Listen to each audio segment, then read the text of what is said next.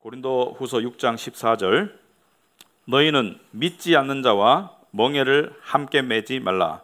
의와 불법이 어찌 함께하며 빛과 어둠이 어찌 사귀며 그리스도와 벨리알이 어찌 조화되며 믿는 자와 믿지 않는 자가 어찌 상관하며 하나님의 성전과 우상이 어찌 일치가 되리요. 우리는 살아계신 하나님의 성전이라. 이와 같이 하나님께서 이르시되 내가 그들 가운데 거하며 두루 행하여 나는 그들의 하나님이 되고 그들은 나의 백성이 되리라. 그러므로 너희는 그들 중에서 나와서 따로 있고 부정한 것을 만지지 말라. 내가 너희를 영접하여 너희에게 아버지가 되고 너희는 내게 자녀가 되리라. 전능하신 주의 말씀이니라 하셨느니라. 그런즉 사랑하는 자들아, 이 약속을 가진 우리는 하나님을 두려워하는 가운데서 거룩함을 온전히 이루어 육과 영의 온갖 더러운 것에서 자신을 깨끗하게 하자. 아멘. 우리 앉으시기 바랍니다. 우리 잠시 기도하도록 하겠습니다. 하나님 아버지, 참으로 감사합니다. 저희들을 이 자리에 불러주신 것도 하나님이시고 우리에게 믿음을 주시고 또 건강한 몸을 주셔서 우리가 오고 싶어하는 마음, 또 올 수 있는 육신적인 상황을 허락하신 것도 하나님이시고 또 이 시간 우리가 말씀을 듣지만 그것을 깨우칠 수 있는 것도 하나님이 도와주셔야 함을 고백합니다. 하나님 아버지, 이 시간 저희들과 함께 해주시옵시고 특별히 우리 심령 가운데 하나님을 향해서 열린 마음, 어린아이와 같은 순전한 마음, 그리고 지혜의 마음을 허락하여 주시옵소서. 예수님 이름으로 기도합나이다. 아멘. 네, 우리 사람들의 삶, 이 한 주간 단위로 움직이죠. 이렇게 월요일부터 금요일까지 또는 토요일까지, 일요일 날 우리 교인들은 예배 나오고 이렇게 움직이는데, 이 한 주간의 삶을 살펴보면 사실 이렇게 표현할 수 있겠습니다. 이 소용돌이에서 쓰러지지 않으려고 많이 힘써왔다. 정신적, 정서적 소용돌이에서 쓰러지지 않으려고 많이 노력해왔다. 직장이나 학업이나 뭐 상관없이. 그래서 우리의 삶은 이 태풍이 부는 것 같아요. 근데 태풍이 부는데 태풍에서 쓰러지지 않으려고 많이 힘쓰고 여러분들이 용을 썼겠죠. 그래서 피곤하죠. 아직까지도 그 바람이 여러분 안에 불 수도 있습니다. 지금 이 자리에 앉아 있음에도 불구하고 그 생각과 그 상황 때문에. 그런데 여러분이 태풍을 보시면은 태풍의 이 반경이 있어요. 근데 태풍의 반경에서 밖으로 나갈수록 훨씬 더 바람이 세고 쓰러지기가 쉽습니다. 훨씬 더 피해가 커요. 근데 놀랍게도 태풍의 안으로 들어갈수록 바람이 약해집니다. 궁극적으로는 태풍의 가장 중앙인 태풍의 눈에 들어가면 바람이 안 불어요. 여러분도 아시죠? 뉴스에서 보시면은 이 항공 촬영을 보면은 태풍 때문에 많이 휩쓸리고 막 혼미한데 안에는 하얗게 나와 있어요. 움직임이 없어요. 여러분, 저는 하나님이 주신 이 말씀은 우리의 구원에 관한 것이고 삶의 지혜에 관한 것입니다. 그런데 지혜라는 것은 세상의 소용돌이 속에서 그 소용돌이의 안으로 들어갈 수 있는 능력이라고 생각합니다. 근데 안으로 들어가는 것이 지혜이고 밖으로 나가는 것이 미련함이라고. 어떤 사람들은 밖에 나가면 더 흔들리는데 더 밖으로 나가는 사람이 있어요. 근데 지혜와 미련함의 차이가 뭐냐? 이것입니다. 지혜는 성경의 말씀이 전하는 진리의 단순함, simplicity, 단순함을 볼 줄 아는 게 지혜입니다.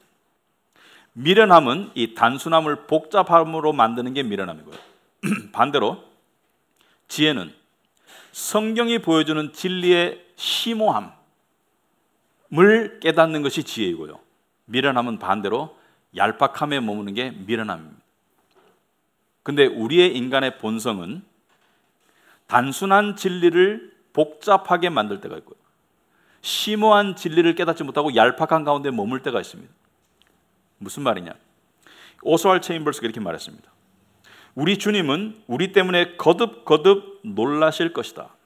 주님은 우리가 얼마나 단순하지 않은지에 대해서 놀랄 것이다. 진리 자체가 이해하기 어려워서가 아니라 우리 각자의 생각과 견해들이 진리를 복잡하고도 어렵게 만든다. 무슨 말이냐면은 진리 자체가 어려운 게 아닙니다. 진리는 단순하고 심오해요. 근데 우리의 각자의 생각과 각자의 세상적인 욕심과 하여튼 우리의 어지러운 마음이 이 진리를 복잡하게 만들고요, 진리의 심오함을 깨닫지를 못합니다. 성경이 분명히 전하는 분명한 진리는 상당히 단순합니다. 그래서 세상 사람들이 너무 단순해서 믿지를 못해요. 예를 들어서 이거죠. 우리가 믿는 진리의 핵심은 이거죠. 예수 그리스도를 믿어라. 그분의 십자가와 부활을 믿으면 모든 좋은 것, 천국, 구원 다 얻을 수 있다. 너무나 단순해요. 그러니까 예수만 믿으면 돼. 예수와 십자가만 믿으면 되는 이 단순한 진리를 세상 사람들은 못 받아들여요. 그래서 미국에서요, 대학교를 가면 대학교 교수들이 교회 다니는 애들을 이게 찾아내요. 그래서 아직까지도, 그러니까 교수의 사명 중 하나 이거랍니다. 교회 다니는 애들을 교회 못 다니도록 만드는 거. 그러니까 아직도 그 원시적인 단순한 진리를 믿느냐? 그 예수가 십자가에 죽고 부활했다는 그 신화 같은 일을 믿고 구원을 얻는다고 생각하니 아직도 그 단순함에서 벗어나서 이성과 인간의 지식이 갖춰주는 이 복잡한 세계를 들어가려면 그 단순함과 결별하거라, 이렇게 말합니다. 그 단순함에 머무르는 한 너는 이 아카데미아, 학문적인 세상에 어울리지 않아. 왜? 학문적인 세상은 분석적이고 복잡한데 이곳에 어울리지 않아. 그 단순함을 벗어나는 것이 학문의 세계로 들어오는 첫 번째 단계라고 이야기하죠. 근데 세상만 그런 게 아니죠. 우리도 세상의 영향을 받아서 단순한 하나님의 진리의 말씀을 우리의 복잡한 생각과 욕심의 시각으로 왜곡하고 복잡하게 만들어서 태풍의 눈 안으로 들어갈 수 있는데 태풍의 주변 자리로 나아가서 훨씬 더 삶이 흔들리고 삶이 힘들어지는 그런 걸 너무나 많이 봅니다. 안타까워요. 여러분, 진리의 눈으로 봤을 때 세상에는 몇 가지 종류의 사람이 있을까요? 우리는요, 세상을 살면서 이런 사람 저런 사람, 우리가 가지고 있는 기준에 따라 가지고 사람들을 구별해요. 뭐 성별, 나이, 직업, 또는 사회 경제적 위치, 뭐 인종, 뭐 여러 가지 집을 가지고 있는지, 뭐 전세가 얼마인지, 한 여러 가지 분류를 가지고 사람들을 분류하는데 복잡해요. 그 속에서 나는 어디지? 불안해요. 불안정해요. 왜? 내가 어디에 속한지를 모르겠어. 정체성의 혼돈이 와요. 그러나 진리가 말하는 세상 사람들의 종류는 딱 두 개밖에 없습니다. 예수 믿고 구원받은 사람, 예수 안 믿고 구원 못 받은 사람, 둘 중에 하나예요. 제3지대가 없습니다. 중간지대가 없어요. 예수 믿고 구원을 받았고 하나님의 자녀가 되었든지, 아니면 예수 아직 안 믿고 구원을 못 받고 하나님의 원수로 남아있든지, 예수 믿는 자들에게는 모든 좋은 일이 이미 주어졌고요, 예수 안 믿는 자들은 좋은 일과 상관이 없어요. 이게 진리 아닙니까? 진리가 전하는 단순함에 비춰봤을 때 예수 믿는 사람에게는 소망이 존재하지만 예수 안 믿는 사람에게는 절망만이 존재할 뿐입니다. 이게 단순한 진리 아닙니까? 근데 왜 우리는 이걸 복잡하게 만들까요? 왜? 내 생각과 세상의 체험을 통해서 진리를 자꾸 재단하려고 하니까 진리가 복잡해지는 거예요. 세상에는 두 종류의 사람밖에 없습니다. 예수 믿는 사람과 예수 안 믿는 사람. 물론 예수 안 믿는 사람 중에서는 예수 믿을 사람도 있겠죠. 하지만 현재 딱 지구가 멈춘다면 딱 두 부류로 나눠요. 예수님이 다시 재림하실 때 딱 두 부류로 나눕니다. 오른편에 설 사람, 왼편에 설 사람. 딱 두 부류로 나눠요. 오른편에 설 사람은 양이고 왼편에 설 사람은 염소예요. 딱 두 부류밖에 없어요. 그런데 이 두 부류의 이 사람들이 너무나 정체성과 신분이 다르고요, 극단적으로 달라요. 그리고 너무나 운명이 달라요. 운명의 길이, 갈림길이 달라요. 천국과 지옥의 갈림길이 너무나 분명하게 달라요. 그렇기 때문에 이 두 부류의 사람들은 살아가는 방식도 당연히 달라야 되겠죠. 그런데 문제는 뭡니까? 이쪽에 속한 사람이 이쪽에 속한 사람처럼 살아가는 거. 물론 안 믿는 사람이 믿는 사람처럼 살아가는 사람은 드뭅니다. 하지만 많은 믿는 사람들이 믿지 않는 사람처럼 살아가요. 이것이 진리를 왜곡하게 되는 이유입니다. 왜? 우리가 잔머리 굴려서 단순한 하나님의 말씀을 그대로 받아들이기보다는 이렇게도 꼬아보고 저렇게도 꼬아보고 내 생각에 맞춰보고, 그러니까 진리가 하나가 아니고 여러 개예요. 자, 그런 맥락에서 오늘 본문을 보도록 하겠습니다. 사도 바울은 14절에 이렇게 말하고 있습니다. 너희는 믿지 않는 자와 멍에를 함께 매지 말아라. 여러분 많이 들어봤죠? 믿지 않는 자와 멍에를 함께 매지 말아라. 여러분, 이 멍에가 뭔지 요즘 사람들 잘 몰라요. 여러분, 멍에가 뭔지 대충 아는 것 같은데 잘 모를 거예요. 아마 안다고 생각하는데 멍에가 뭔지 설명해 보세요. 이렇게 말하면 설명할 사람 별로 없습니다. 멍에가 뭐죠?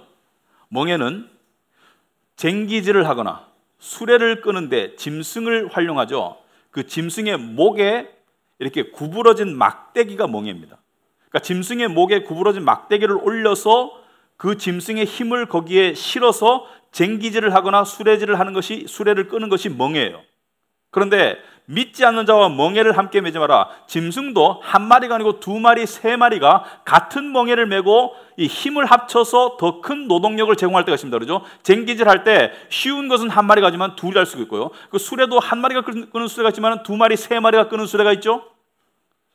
더 큰 수레를 더 빨리, 더 멀리 가려면 여러 마리가 합심해서 끄는 것이 훨씬 더 낫겠죠. 그래서 멍에를 만들어서 한 힘으로 모아주는 게 멍에의 역할입니다. 그런데 여러분, 농부가 수레를 끌거나 쟁기질을 할 때 소는 소하고 말은 말하고 나귀는 나귀하고 이렇게 짝을 지어서 멍에를 씌우지. 소하고 말하고 멍에 씌운 거 봤습니까? 이때까지? 한번 그렇게 한번 해보고 싶어요. 어떻게 하는지 한번 실험 한번 해보고 싶어요. 소하고 말을 멍에를 같이 끼운다. 아마 안 될걸요, 일이. 왜? 몸집도 다르고 성질도 다르고 힘도 다르고 또 뛰는 속도도 다르고 달라요. 나귀하고 소하고 이렇게 멍에를 씌웁니까? 아니죠. 항상 같은 종류의 동물을 멍에를 씌우죠. 그러니까 그것을 이해를 하면 왜 그렇습니까? 왜냐하면 멍에를 같이 쓴다는 것은 서로 영향력을 지대하게 미친다는 것이고 서로가 서로를 컨트롤하기 때문이죠. 그런데 다른 종류의 동물들이 멍에를 씌게 되면 서로 영향력을 다르게 미치기 때문에 서로 불협화음이 있고 삐걱거리고 힘들고 일이 안 돼요. 그렇겠죠? 소와 말이 같이 멍에를 맨다, 일이 안 되겠죠. 근데 오늘 그 말씀을 비춰봤을 때 믿지 않는 자와 멍에를 함께 하지 말라. 이것이 무슨 뜻인가? 이것이 무슨 뜻이 아닌 것을 먼저 말하고 이것이 무슨 뜻인지를 말씀하겠습니다. 자, 이것이 무슨 뜻이 아닌 것은 중세의 많은 수도자들이 이렇게 생각했습니다. 믿지 않는 자와 멍에를 함께 하지 않을 거야. 나는 믿지 않는 자와 대화도 하지 않을 것이고 밥도 안 먹고 사귀지도 않을 것이고 나는 수도원에 들어가서 믿는 사람들과 함께 지낼 거야. 이렇게 생각했습니다. 그것은 이 말씀을 잘못 적용한 것이 되겠죠. 왜냐? 사도 바울은 분명히 고린도전서 5장 9절에서 이렇게 말했습니다.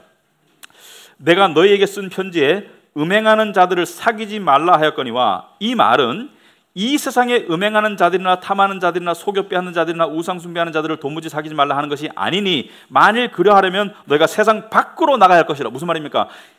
음행하는 자나 도둑질하는 자나 거짓말하는 자나 속여 빼앗는 자나 우상 숭배하는 자들을 사귀지 말라라고 말했었는데, 믿지 않는 사람들은 이 라이프 스타일이 당연해요. 그 사람들과 사귀지 말라는 게 아니라는 거예요. 그러려면 세상 밖으로 나가야 되지. 믿지 않는 사람들과 당연히 사귐이 있겠죠. 믿는 사람들도 세상에 살기 때문에 직장에서도 믿지 않는 사람하고 일해야 되고, 믿지 않는 사람하고 같이 공부할 수도 있고 같이 친분을 쌓을 수도 있고, 그것을 하지 말라는 게 아니에요.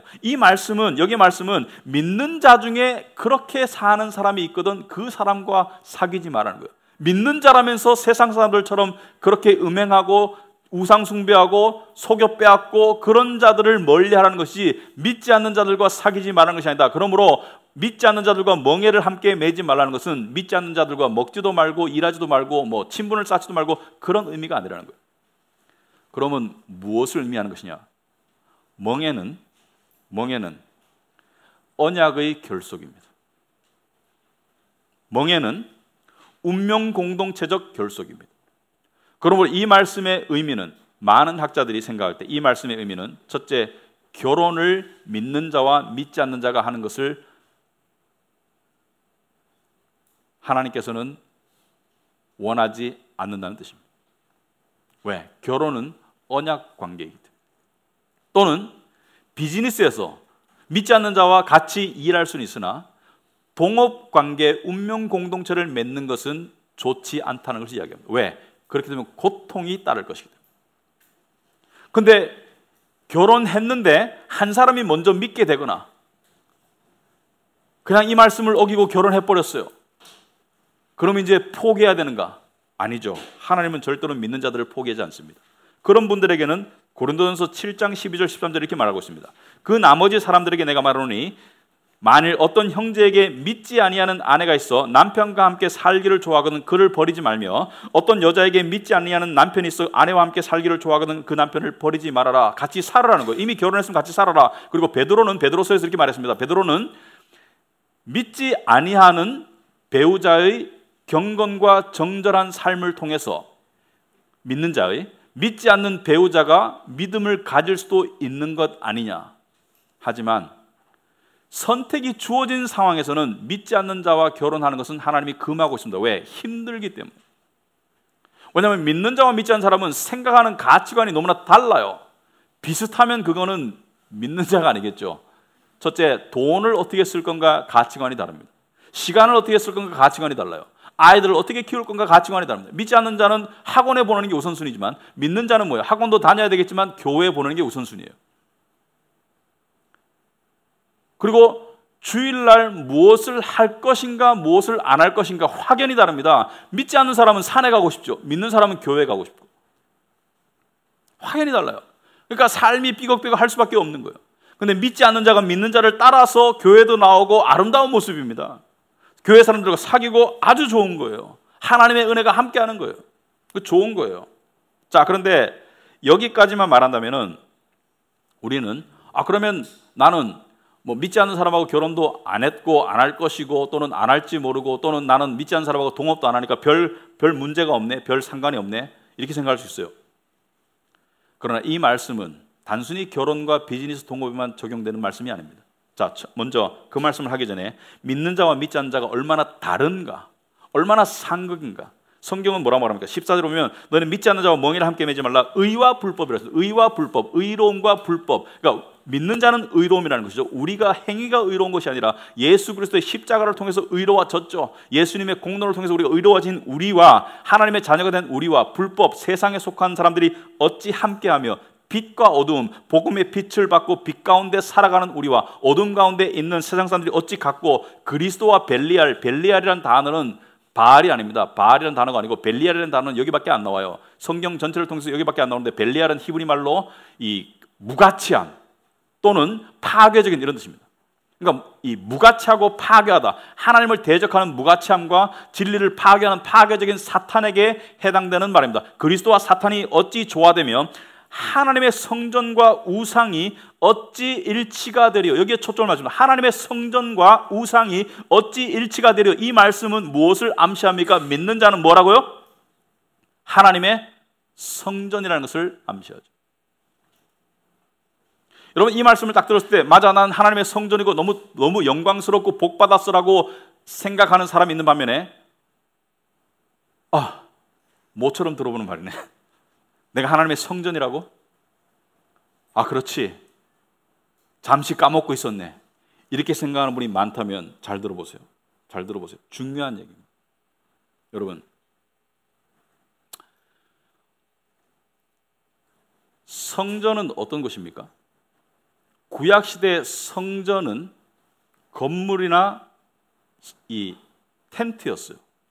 근데 그 안에 들어가면 성전 안에 지성소라고 성전 안에 진짜 성전이 있었습니다. 이 지성소 또는 성소, 거룩한 곳에는 아무도 못 들어가.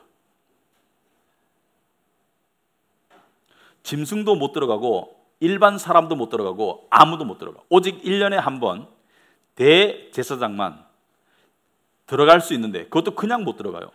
짐승의 피를 뿌리고 죄 씻음의 의식을 행하고 난 다음에 정결한 모습으로 들어간다. 왜? 성전 안에 누가 계시기 때문에 하나님의 임재가 있기 때문이죠. 하나님의 언약궤, 하나님의 임재가 있기 때문에 아무나 못 들어가는 거예요. 들어가면 죽어요. 그래서 유대인에게 성전은 이것입니다. 못 들어가는 곳. 왜? 하나님의 거룩한 임재가 있는 곳에 죄인이 못 들어가는 거예요. 못 들어가는 곳이에요.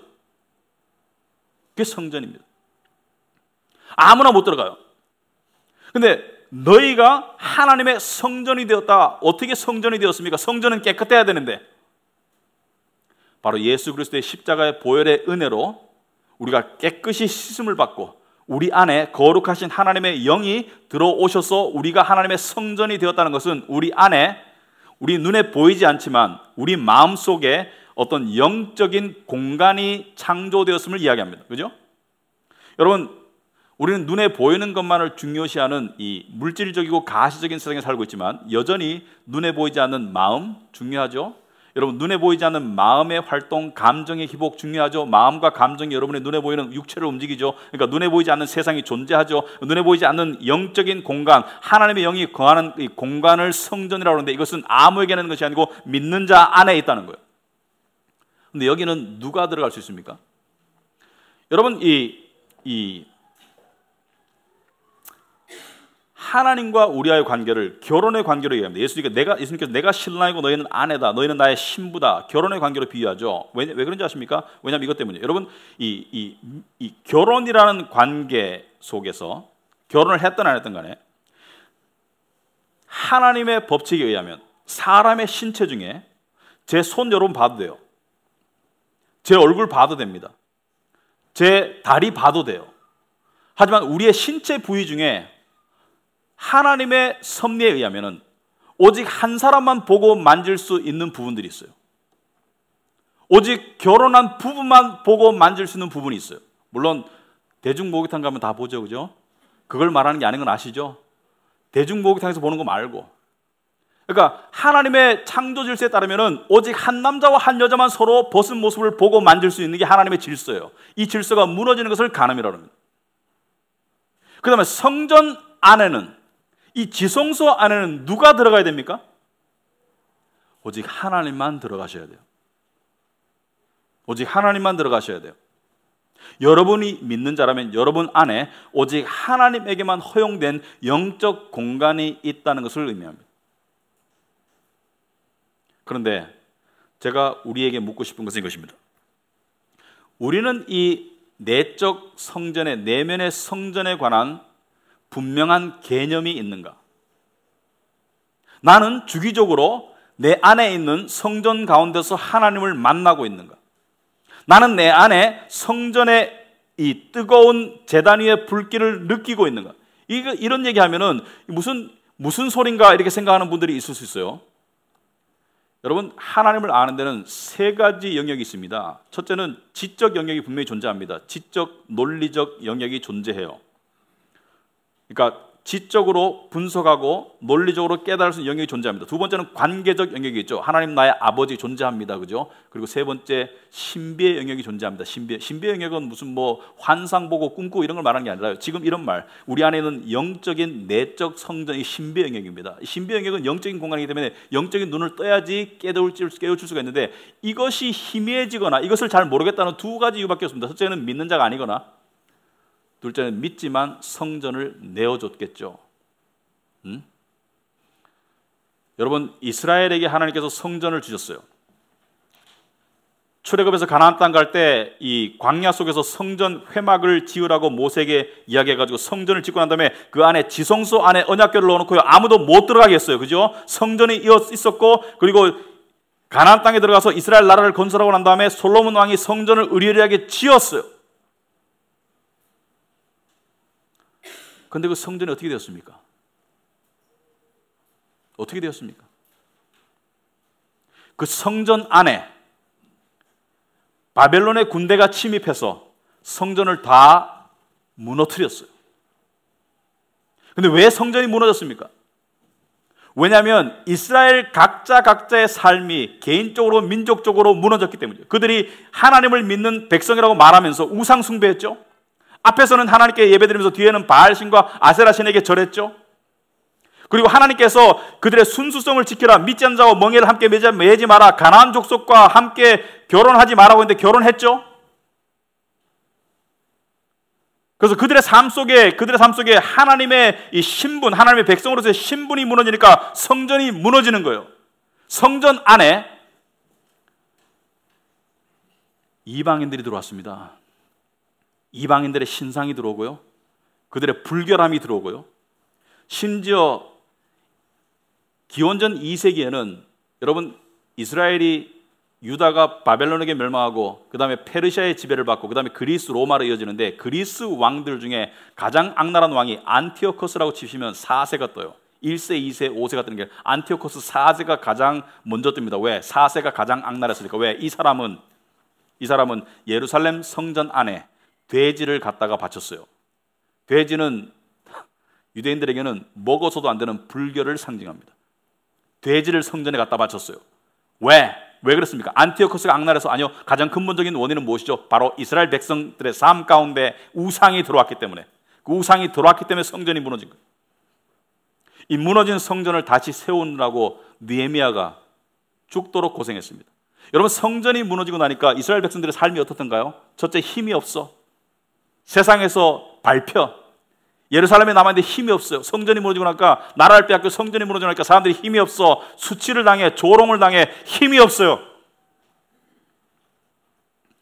근데 성전을 다시 세우는데 느헤미야가 계획을 세우고 성전을 다시 재건하는데, 이 재건하는 일이 쉽지가 않았습니다. 재건하려고 하니까 적이 계속 침입해 오고 조롱하고 위협하고, 사람들은 불안해하고, 그들을 독려해서 성전을 다시 재건하는데 수많은 세월이 걸려서 성전을 다시 재건했지만 또 무너졌어요. 그리고 예수님께서 3일 만에 부활하시면서 진정한 성전을 만드셨어요. 하나님의 임재가 있는 곳, 절대 떠나지 않을 곳, 영원한 성전을 만드신 다음에 그 성전을 우리 믿는 자들에게 다 넣어주었어요. 그러므로 우리 믿는 자들 안에는 하나님의 성전이 주어졌고, 이 성전은 영원한데, 문제는 무엇입니까? 우리가 세상 믿지 않는 자들과 멍에를 함께 한다는 것은 무엇을 말하죠? 그들에게 영향받고 그들에게 지배당한다는 거예요. 그들의 가치관, 그들의 세상적인 욕심, 그들의 세상적인 어떤 그 쾌락에 지배를 당한다는 거예요. 그래서 우리가 그 문을 조금씩 열어줘가지고 우리 성전 안에 하나님만 들어오셔야 되는데, 내 몸을, 내 배우자만 봐야 되는데 다른 사람이 다 와봐. 하나님만 들어와야 되는 성전 안에 우상이 들어오는 거예요. 하나님만 들어와야 되는 성전 안에 세상 욕심이 들어오는 거예요. 그래서 더 이상 성전이 거룩하지 않고 더럽혀져 있는 거예요. 성전과 세상의 구별이 희박해 있는 겁니다. 왜? 믿지 않는 세상과 멍해를 했기 때문에. 여러분, 심각한 문제입니다. 우리 모두에게 해당되는 문제입니다. 특히나 믿음은 시험과 함께 와요. 믿음이 자라기 시작할 때 분명히 시험이 함께 옵니다. 어떤 식으로? 세상적인 욕심과 쾌락의 시험이 옵니다. 돈 욕심 대표적이죠. 믿음이 자라려고 하는데 돈 욕심에 이끌려서 확 무너지는 사람들, 믿음이 자라려고 하는데 세상적인 쾌락에 의해서 확 무너지는 경우, 성전이 무너지는 거예요. 우리 안에 세상이 들어오는 거예요. 요한계시록 3장에 보시면은 예수님이 문 밖에 서서 두드려요. 볼지어다 내가 문 밖에 서서 두드리노니 누구든지 내 음성을 듣고 문을 열면 내가 그에게로 들어가 그와 더불어 먹고 그는 나와 더불어 먹으리라. 이것은 믿지 않는 사람에게 하는 말이 아닙니다. 믿는 자들에게 하는 말씀이에요.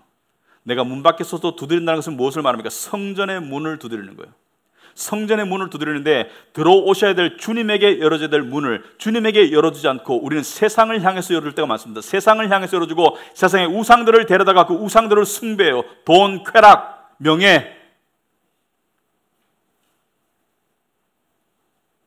성전이 무너지는 것입니다. 사실 매일매일 세상은 이 성전을 무너뜨리려고 엄청나게 우리를 공격합니다. 세상을 통해서 세상 뒤에 누가 이것을 움직입니까? 사탄이 세상의 물질과 세상의 쾌락과 세상의 명예와 세상의 어떤 것들을 통해서 우리의 성전을 허물려고 계속 노력해요. 그런데 성전이 허물어지면 어떤 결과가 우리에게 옵니까? 성전이 허물어지면 어떤 결과가 우리에게 옵니까? 수치와 불안과 두려움과 그런 것이 우리를 사로잡게 돼요. 마치 이스라엘 백성의 성전이 무너지고 예루살렘에 남았던 사람들의 삶을 살펴보면 그들의 삶에는 수치가 있었고 불안감이 있어. 언제 죽을지 몰라. 언제 적이 다시 쳐들어올지 몰라. 불확실해, 미래가. 여러분, 미래가 불확실하죠. 미래 확실한 사람 손 들어보세요. 믿음이 다 없네. 단순하게 보면 우리의 미래는 확실해요. 우리의 미래는 천국입니다. 이 땅에서의 불확실함은 천국의 확실함으로서 덮여질 수 있는 거예요.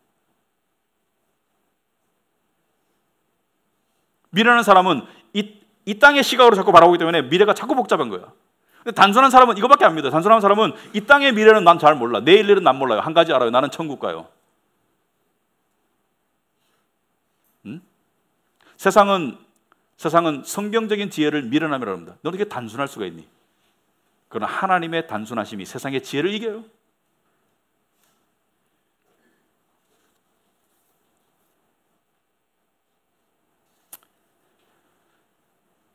여러분 16절에 보시면 하나님의 성전과 우상이 어찌 일치가 되리요?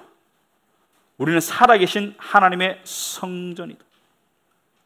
우리는 살아계신 하나님의 성전이다. 이와 같이 하나님께서 이르시되 내가 그들 가운데 거하며 두루 행하여 나는 그들의 하나님이 되고 그들은 나의 백성이 되리라. 그러므로 너희는 그들 중에서 나와라. 그들 중에서 나오라는 거 뭐예요? 그들 중에서 go out from their midst. 그들 밖으로 나가라는 거. 이것은 세상을 떠나는 것이 아니라 이것은 무엇을 말합니까? 우리의 중심이 세상으로부터 하나님께로 나아가라는 거예요. 중심이 세상에부터 하나님께로 나아가라는 거예요. 마치 우리는 똑똑하다고 생각하고 세상을 향해 나가지만 폭풍으로 따지면 우리는 폭풍의 가장자리로 자꾸 나아가고 있어. 하나님은 그게 아니고 반대로 가라는 거예요. 폭풍의 중간으로 가는 거예요. 그 안에는 지혜의 사람들이 모이는 작은 공간 안에는 무풍지대예요.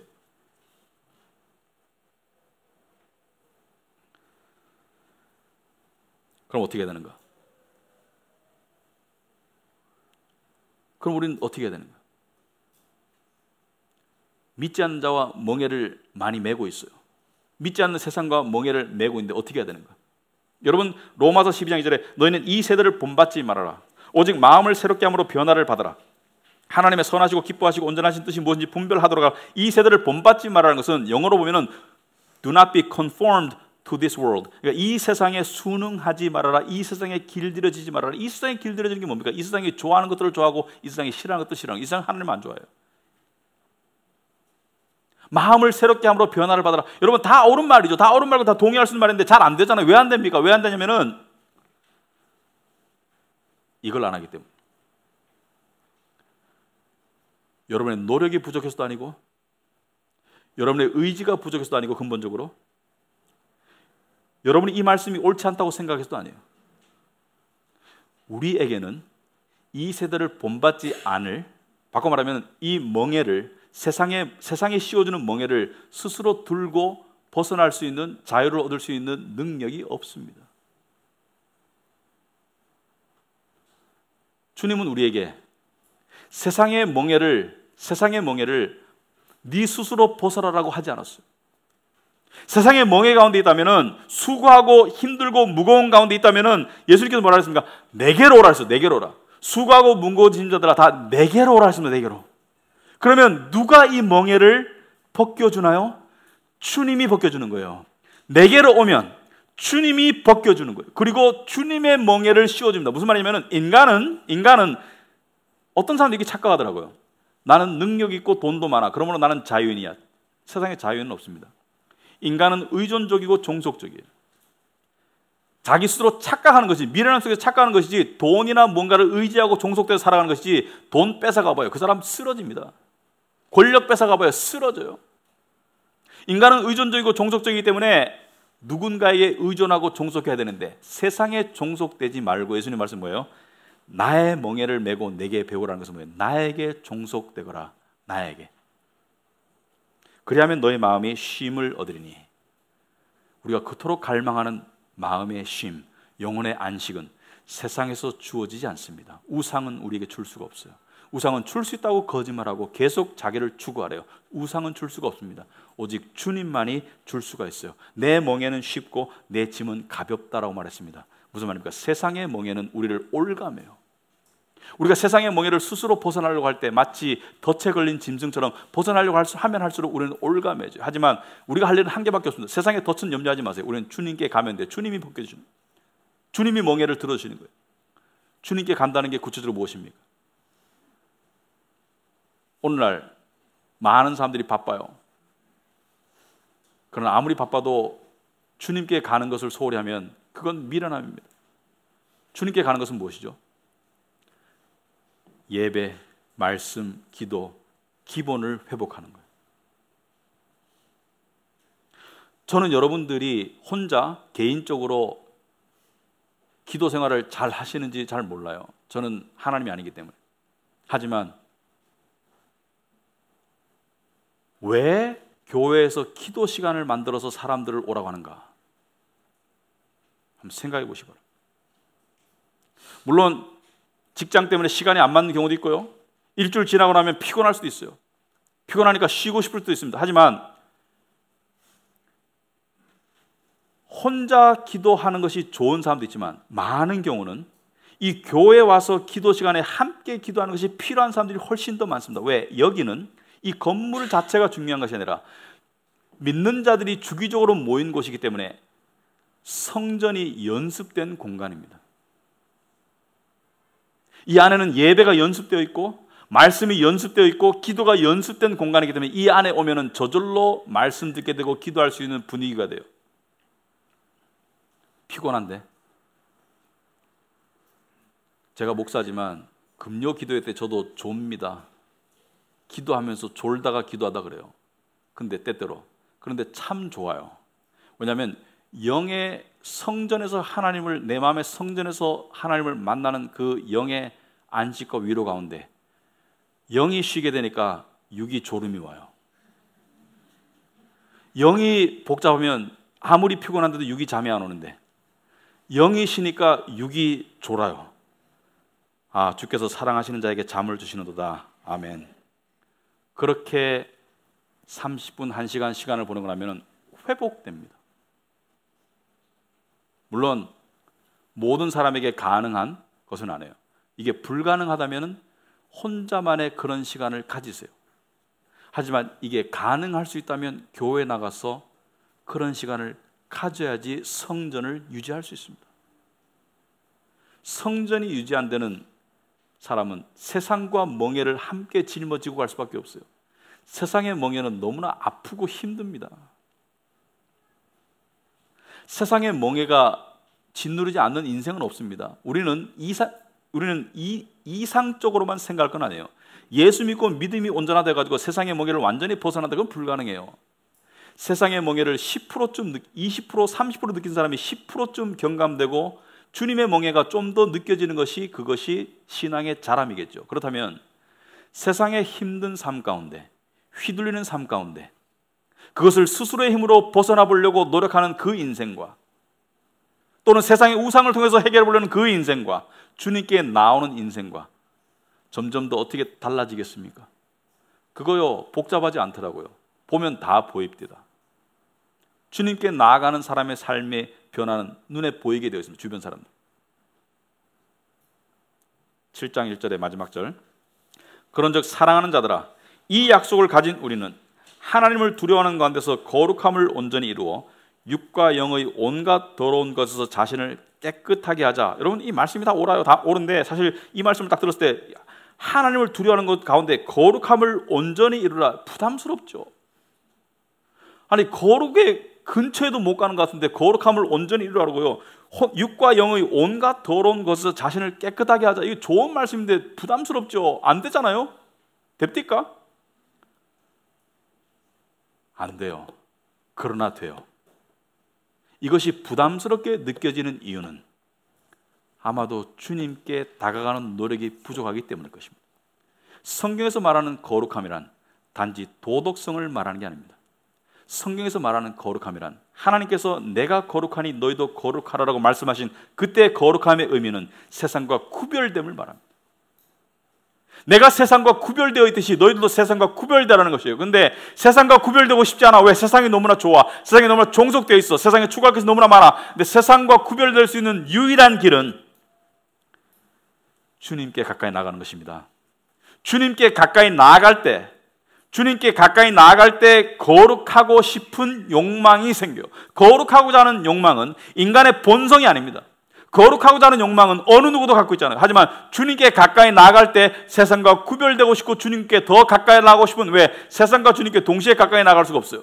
세상과 주님을 동시에 섬길 수가 없습니다. 동시에 가까이 나갈 수가 없어. 그러니까 주님께 가까이 나갈수록 세상으로부터 놓이게 되고 세상에 가까이 나갈수록 주님께부터 멀어지게 되는데 주님께 가까이 나가 보니까 훨씬 더 좋은 거예요. 이 맛을 알아야 되는 거예요. 그래서 주님께서 이렇게 말씀하셨죠. 주를 맛보아 알지어다. 주님과 함께 교제하는 그 맛을 아는 사람은 찾아오기 마련입니다. 기도의 자리로 예배 자리로 개인 경건의 시간으로 찾아가기 마련인데, 그러나 처음부터 맛이 주어지지 않습니다. 먹어야 맛을 느끼죠. 근데 먹는 데까지는 자신의 의지가, 믿음의 순종이 필요해요. 예를 들어서 제가 금요 기도회 자꾸 이야기하는데, 예를 들자면 금요 기도회 오고 싶지 않아요. 피곤하고. 근데 의지로 왔어. 왜? 주님의 맛을 보기 위해서, 교제의 맛을. 와서 맛보니까 아이고 오기를 잘했네, 아이고 기도하기를 잘했네. 이게 좋은 거예요. 저는 목사라서 얼마나 행복한지 모릅니다. 감사한지 모릅니다. 많은 목사님들이 목사라서 참 힘들다고 말하는데, 힘든 것도 있지만 저는 참 감사한 게요, 안 올 수 없잖아. 게으름 부릴 수 없잖아요. 제가 특별하게 무슨 뭐 출장을 가지 않는 한 안 올 수 없잖아요. 그래서 속으로 참 미안해 여러분들한테. 여러분들은 안 올 수 있잖아. 그래서 안 오잖아. 저는 안 올 수 없어서 오는데 너무 좋은 거야. 그래서 하나님께서 나같이 이렇게 잔머리 굴린 사람을 목사로 만들어 주셨구나, 이렇게 생각합니다. 솔직히 부족하니까. 근데 여러분이 기도의 자리로 올 수 있다면 훨씬 더 멋있을 거예요. 왜? 믿음으로 나오기 때문에. 혼자 할 수 있으면 하세요. 그러나 혼자 잘 안 되는데 시간이 되고 올 수 있으면 기도의 자리로 오세요. 이것이 나의 일주일의 스케줄에 들어가 있잖아요. 기도가 왜 중요합니까? 말씀 듣고 기도가 왜 중요합니까? 왜냐하면 그 시간이 성전에 대한 개념이 분명해지는 시간이에요.